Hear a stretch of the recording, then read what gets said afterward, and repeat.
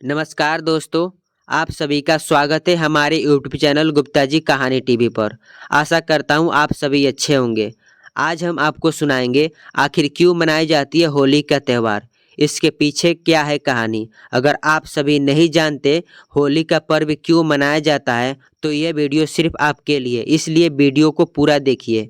इस वीडियो में हम आपको सुनाएंगे होली के त्यौहार के पीछे जुड़ी पौराणिक कहानी, होली क्यों मनाया जाता है और इसके पीछे क्या है कहानी। सुनने के लिए हमारे यूट्यूब चैनल गुप्ता जी कहानी टीवी को सब्सक्राइब करें और वीडियो को लाइक करें, कमेंट करें और अपने दोस्तों और परिवारों के साथ शेयर करें ताकि उनको भी पता चले होली का त्यौहार क्यों मनाया जाता है। साथ ही साथ बेल आइकन जरूर दबाएं ताकि हमारी हर एक वीडियो आप सभी तक जल्दी पहुंच सके। तो आप सभी को ये जरूर पता होगा कि हमारा देश भारत एक धर्म प्रधान देश के साथ साथ धार्मिक पर्वों और त्योहारों का भी देश माना जाता है। भारत में बहुत सारे धार्मिक पर्व त्योहार प्राचीन काल से मनाए जा रहे हैं, जैसे कि मुख्य त्योहार विजयदशमी, छठ पूजा, दिवाली, रक्षाबंधन। ठीक वैसा ही होली हिंदुओं का सबसे बड़ा पर्वों में से एक माना जाता है। हिंदू के साथ साथ बौद्ध और ईसाई धर्म के लोग भी होली का त्यौहार मनाते हैं। हिंदू पंचांग के अनुसार होली का त्यौहार हर साल फागुन के महीने में लंबी सर्दी और ठंडी खत्म होने के बाद बसंत ऋतु के शुरू होते ही पूर्णिमा के एक दिन बाद मनाया जाता है। होली से पहले होलिका दहन मनाया जाता है, जिसमें गांव के लोग पूरे गांव से खरपतवार एवं लकड़ी इकट्ठा करते हैं और गांव से कुछ दूर ले जाकर किसी चौराहे पर होलिका दहन के रूप में उसे जलाते हैं। उसके ठीक अगले दिन होली मनाया जाता है। होली का त्यौहार को रंगों का त्यौहार कहा जाता है। होली त्यौहार प्रेम और बुराई पर अच्छाई के जीत की खुशी में होली मनाई जाती है। भारत संस्कृति और धर्म और त्योहारों और रीति रिवाजों के मामले में बहुत प्राचीन से समृद्ध है। ऐसा माना जाता है कि होली का पर्व गुप्त काल के पहले से ही मनाया जा रहा था। रंगों का त्यौहार होली का उल्लेखन सनातन धर्म के कई ग्रंथों में है, जैसे कि कथक गृहा सूत्र, जैमिनी के पूर्व मीमांसा के सूत्र, नारद पुराण और भविष्य पुराण में होली का वर्णन मिलता है। 7वीं शताब्दी के राजा हर्ष के प्रसिद्ध नाटक रत्नावली में होली का उत्सव का उल्लेखन मिलता है और 4वीं शताब्दी के आदि कवि कालिदास के की गई रचनाओं में होली के बारे में कई वर्णन किए गए हैं। 17वीं शताब्दी में यूरोपियन व्यापारियों और ब्रिटिश उपनिवेशकों के कर्मचारियों ने भी भारतीय के हर्ष से उल्लास और मस्ती से भरा त्यौहार होली का उल्लेखन अपने कई विभिन्न रचनाओं में किए हैं। होली का त्यौहार वैसे देखा जाए तो 4 पौराणिक कथाओं से जुड़ी हुई है। पहली कथा हिरण्यकश्यप की बहन होलिका और उसके बेटे प्रहलाद की है। दूसरी कथा कामदेव और शिव जी की है। तीसरी कथा राजा पृथु और राक्षसी दुंधी की कथा और चौथी कथा श्री कृष्ण भगवान और पुतना की कथा है। लेकिन इन चारों कथाओं में से होलिका और भक्त प्रहलाद की कथा को मान्यता मिली है। इस घटना की याद में होलिका दहन करके दूसरे दिन भक्त प्रहलाद के बचाने की खुशी में होली का त्यौहार मनाया जाता है। आइए जानते हैं होली से जुड़ी पौराणिक और प्रमाणिक कथा। ऋषि कश्यप और दिति के 2 बलशाली पुत्र हिरण्यक्ष और हिरण्यकशिपु थे और 2 पुत्रियां थी जिनका नाम हिंसिका और होलिका थी। हिरण्यक्ष धरती को जल में डुबो दिया था तो भगवान विष्णु ने वामन अवतार लेकर हिरण्यक्ष का वध कर दिए थे। हिंसिका को हनुमान जी ने लंका जाते समय रास्ते में ही मार दिए थे। अब बचे हिरण्यकशिपु और होलिका, इन्हीं दोनों की है यह कथा।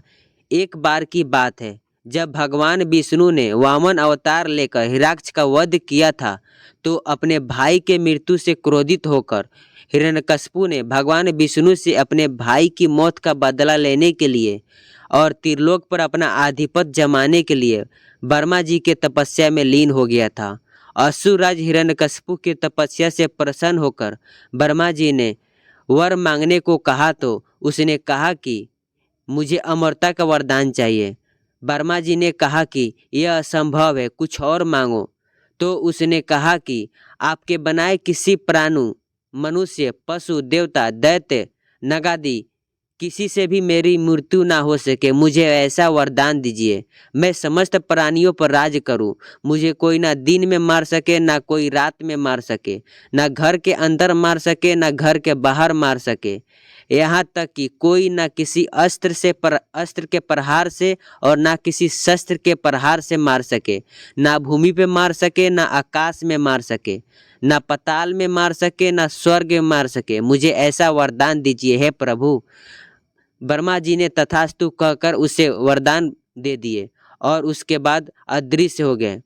हिरण्यकशिपु जब तपस्या में लीन था तब उसी दौरान देवताओं ने असुरों पर आक्रमण कर उन्हें परास्त कर दिया था और देवराज इंद्र हिरण्यकशिपु की पत्नी एकाधु को बंदी बनाकर ले जा रहे थे, परंतु बीच रास्ते में ही उनकी मुलाकात देवऋषि नारद जी से हुई। नारद जी ने इंद्रदेव को समझाया, बताया कि आप ये पाप क्यों कर रहे हैं। बहुत समझाने के बाद नारद जी की बात सुनने कर इंद्रदेव ने हिरण्यकशिपु की पत्नी एकाधु को महर्षि के आश्रम में छोड़ स्वयं देवलोक चले गए। गर्भवती एकाधु को नारद जी ने विष्णु की भक्ति और भगवत तत्व से अवगत कराया। यह ज्ञान गर्भ में पल रहे पुत्र प्रहलाद ने भी प्राप्त कर लिया था।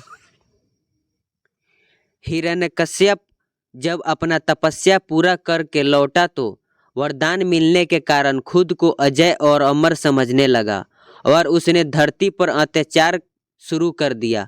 उसने देवताओं को अपना दास बनाया, ऋषि मुनियों और भक्तों को तंग करने लगा, यज्ञों को नष्ट करने लगा और उसने आदेश दिया कि उसके राज्य में किसी भी देवता की पूजा नहीं की जाएगी। उसने कहा कि हिरण्य नमो के अतिरिक्त अन्य किसी मंत्र का उच्चारण नहीं किया जाएगा। पूरे राज्य में स्वयं उसी की पूजा की जाए, अन्य किसी की नहीं। जो ऐसा नहीं करेगा उसे मैं मार दूंगा। कुछ दिनों बाद हिरण्यकशिपु की पत्नी एकाधु ने विष्णु भक्त प्रहलाद को जन्म दिया। फिर उसके राज्य में खुशियां मनाई गई। हिरण्यकशिपु के 4 पुत्र थे, अलहुला, हल्लाद, भक्त प्रहलाद और सनल्लाह। प्रहलाद का उपमौन संस्कार करके उसे गुरुकुल भेजा गया। कुछ समय बाद हिरण्यकश्यप को यह जानने की उत्सुकता हुई कि गुरुकुल में मेरे पुत्र क्या सीख रहे हैं। उसने प्रहलाद को बुलाया और पूछा, तुमने गुरुकुल में क्या सीखा? तो प्रहलाद ने कहा कि भगवान विष्णु की 9 विधि भक्ति सीखी। अपने पुत्र के मुख से अपने शत्रु विष्णु का नाम सुनकर हिरण्यकशिपु क्रोधित हो गया। कई बार समझाने पर भी प्रहलाद ने विष्णु की पूजा और पाठ बंद नहीं की तो उसे क्रोधित होकर हिरण्यकशिपु ने अपने गुरु को बुलाया और कहा कि ऐसा कुछ करो कि यह विष्णु का नाम रटना बंद कर दे। गुरु ने बहुत कोशिश की परंतु असफल रहे। तब असुरराज ने अपने पुत्र की हत्या करने का आदेश किया। हिरण्यकशिपु के आदेश से सैनिकों ने प्रहलाद को विष दिया, उस पर तलवार से प्रहार किया, सांप बिच्छुओं के सामने छोड़ा, हाथियों के पैरों तले कुचलवाने की कोशिश किया, लेकिन श्री हरि विष्णु की कृपा से प्रहलाद का बाल भी बांका नहीं हुआ।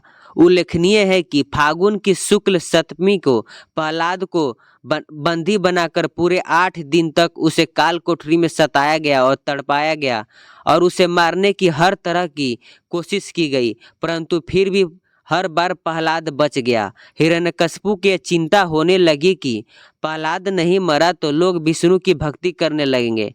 तब उसने अपनी बहन होलिका को अपने पास बुलाया और उसने होलिका से प्रहलाद की विष्णु भक्ति के बारे में बताया।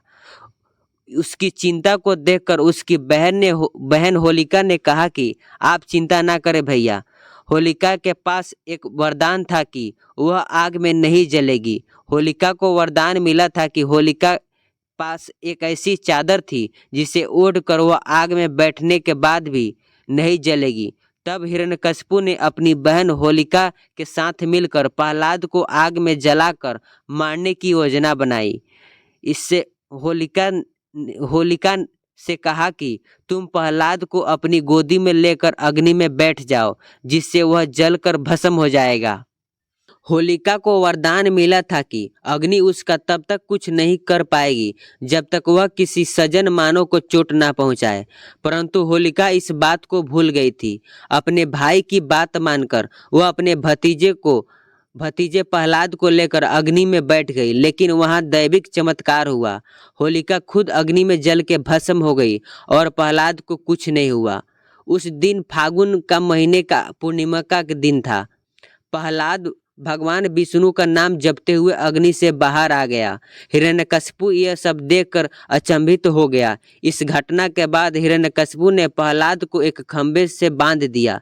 फिर भरी सभा में प्रहलाद से पूछा, किसके बलबूते पर तू मेरी आज्ञा का विरुद्ध कार्य करता है? प्रहलाद ने कहा, आप अपना असुर स्वभाव छोड़ दे।